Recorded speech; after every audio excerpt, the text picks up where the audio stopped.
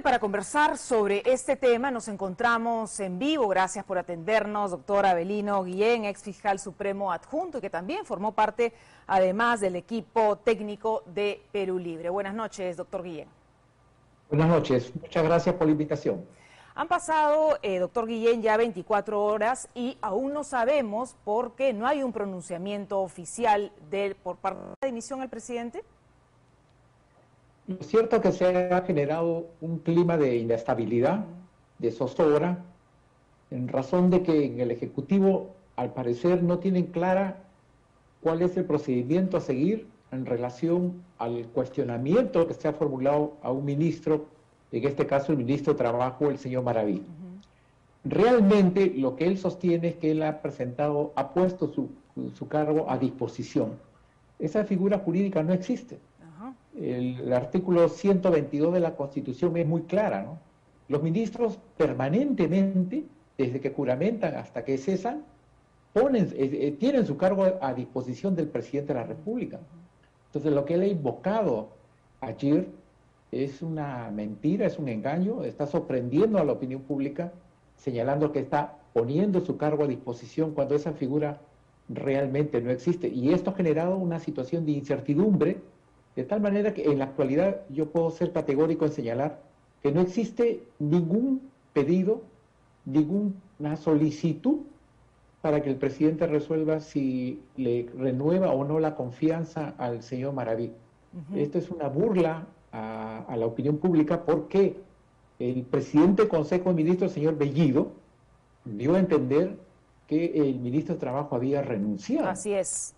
Y esa situación no ha ocurrido y no debemos engañar a la opinión pública en el sentido de que era cuestión de horas de que el señor Maraví se iba a apartar del Poder Ejecutivo, situación que no se vislumbra en ningún momento. Y eso es parte de la inestabilidad, doctor Guillén, que vivimos a diario, ¿no? Porque ayer lo que sucedió fue que tal vez el premier se adelantó sin siquiera haber conversado con el presidente de la República tras los informes que emitió Panorama el día domingo sobre el ministro de Trabajo, Iber Maraví, y afirmó al portal de noticias Sudaca que le había pedido la renuncia al ministro de Trabajo. Luego fue a Palacio, habló con el presidente y envió otro tuit, entonces se generó toda esta confusión, pero en el lapso de todas esas horas y hasta el día de hoy, hasta esta hora, 9:19 de la noche, no hay ni un solo pronunciamiento sobre este tema.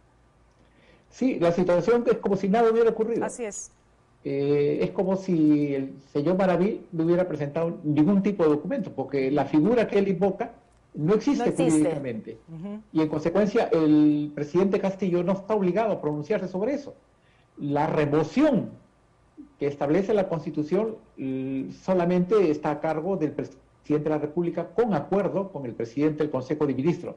Pero esa situación no se ha dado.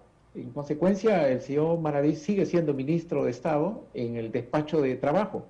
Y eso, en mi concepto, genera incertidumbre, una situación de inestabilidad, inseguridad, porque no sabemos qué es lo que va a ocurrir en el futuro con ese despacho. Y tenemos además... No puede seguir con esta situación. Así es, y tenemos además esta inestabilidad, doctor Guillén, durante las últimas semanas. Ya tenemos más de un mes que el presidente Castillo ha juramentado y es día a día esta inestabilidad y esta zozobra. El presidente Castillo hoy ha dicho que a mí nadie me pone la agenda, ¿no es cierto? Y sigue con esta dicotomía entre derecha e izquierda, entre provincianos y capitalinos. Y lo que se trata aquí es de idoneidad para el cargo, ¿no es cierto? No se trata de que no haya gente en la izquierda preparada, por supuesto, para asumir un cargo en el Estado. Se trata de si están capacitados para ejercerlo. Claro, acá lo que el presidente Castillo tiene que hacer es escuchar al país. El país se ha pronunciado a través de diferentes encuestas, mayoritariamente, en el sentido que es necesario un reajuste, cambios necesarios en el gabinete ministerial. No hacerlo acentúa el clima de inestabilidad y estamos padeciendo esta situación que genera que el país esté virtualmente paralizado y con una situación económica muy delicada. Así es. Usted, En doctor consecuencia, Guillén. el presidente está en la obligación de hablarle al país, de comunicarse con el país, declarar con el medio de prensa que él estime Así conveniente, es. pero él está obligado a explicar qué es lo que piensa hacer con el país, cuáles son sus planes, cuáles son sus metas, cuáles son sus objetivos y hasta dónde vamos a llegar. Pero Ahora, para hacer eso, tiene que hacerlo cuanto antes. Ahora, usted, doctor Guillén, formó parte de los asesores de la transferencia del equipo técnico de Perú Libre. ¿Qué vio, qué percepción le dio el presidente Castillo, la influencia de Vladimir Cerrón, y por qué finalmente se aleja? Yo ingresé como dentro del equipo de apoyo técnico al señor Castillo para acompañarlo en la campaña electoral. Yo lo vi comprometido con la campaña, realmente con una propuesta que a mí me convenció y yo lo he respaldado hasta el final de la campaña. Y yo me alejé porque mi compromiso con él era hasta que se definiera el resultado electoral. Una vez que el Jurado Nacional de Elecciones dio los resultados definitivos, mi vinculación con Perú Libre, con la candidatura del profesor Pedro Castillo, concluyó y ya él ha tenido absoluta libertad de elegir a las personas que iban a acompañarlo en el gobierno. Ahora, en consecuencia, sí, le escucho. Sí, ¿qué cambió, doctor Guillén? Si usted lo acompañó al candidato Castillo durante toda la campaña, ¿qué cambió cuando finalmente fue elegido presidente de la República? Cuando acaba una campaña ya surgen otros escenarios. Ya cuando concluye una campaña hay un resultado y ya comienzan pues a llegar personas de diferentes tiendas políticas, comienzan a rodear al presidente electo numerosas personalidades, ¿no?, que buscan ubicarse en un puesto. Eso siempre ha ocurrido, no es primera noticia, eso ha ocurrido siempre.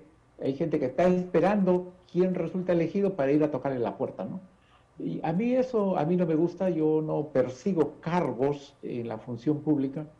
Yo consideré un deber participar en esta contienda electoral para respaldar una opción a la cual yo consideraba la más viable y la más respetable.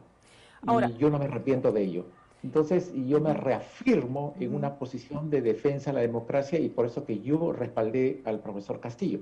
Yo no he visto, no he tenido oportunidad en los tramos de los debates, ninguna intervención del señor Cerrón. O sea, él no tenía intervención en eso para nada.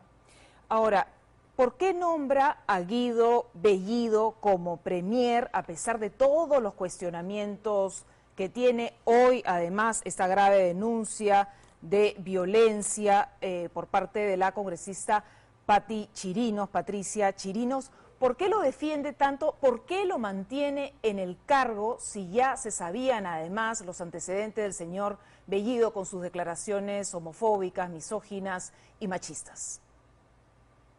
Esto ya es una opinión, porque yo ya estoy alejado sí, claro.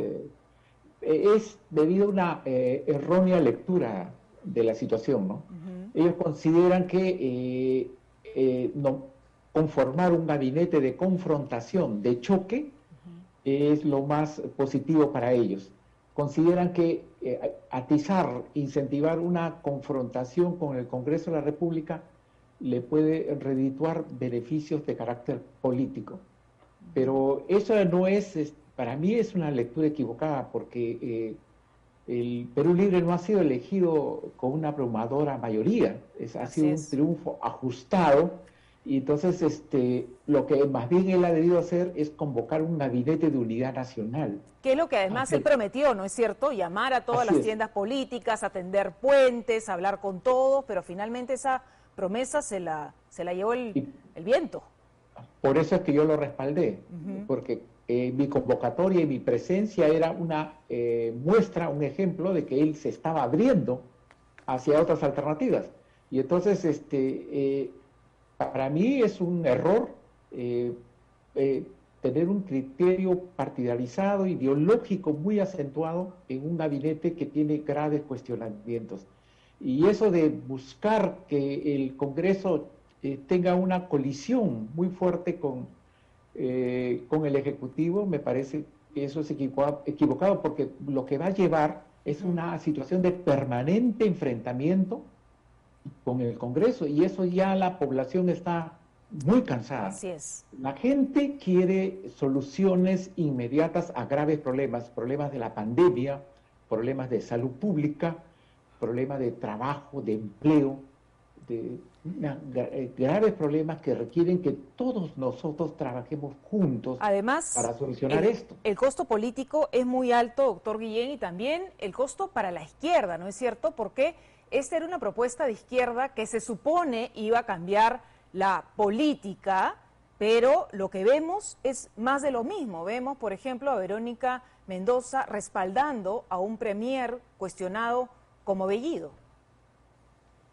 Claro, el profesor Castillo tiene una gran responsabilidad ante la historia.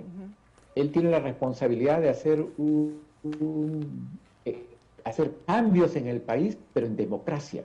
Él ha firmado una serie de acuerdos ante la opinión pública, donde él se compromete a respetar la Constitución y nuestro ordenamiento legal. Y que los cambios que se van a hacer, y que él propone, tiene que respetar escrupulosamente el marco jurídico nacional, sobre todo la Constitución política. En consecuencia, él puede hacer un buen gobierno convocando a diversas personalidades de diferentes posiciones políticas, un gobierno de unidad nacional basada en el diálogo, en la comunicación y trabajar con honestidad al servicio de la población. Ojalá sea así. Responsabilidad. Ojalá sea así, doctor Guillén. Muchas gracias por acompañarnos esta noche en la edición central de 24 horas por todos sus alcances. Buenas noches. Buenas noches. Bueno.